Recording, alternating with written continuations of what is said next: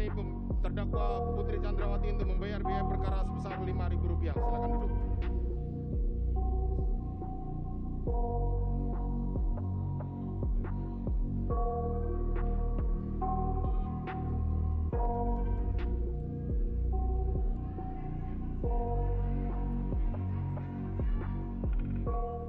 Berkas permohonan banding atas putusan Pengadilan Negeri Jakarta Selatan dari para terdakwa Ferdy Sambo dan kawan-kawan sudah masuk.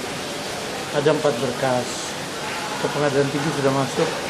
Masing-masing untuk Ferdy Sambo itu sudah diregister dengan nomor 53 pidana tahun 2023 PT DKI.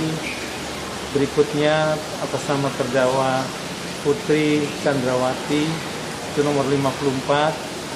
Terus kemudian berikutnya lagi ada atas nama Riki Rizal Wibowo itu nomor 55. Sedangkan yang terakhir adalah atas nama terdakwa Kuat Ma'ruf dengan nomor 56. Dijadwalkan oleh Majelis Hakim, putusannya akan dibacakan pada hari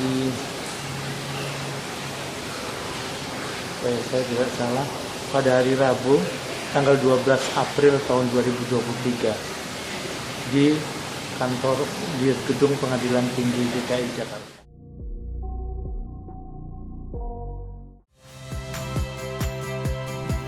Saya Yasir Neneama. Saksikan program-program Kompas TV melalui siaran digital, pay TV dan media streaming lainnya.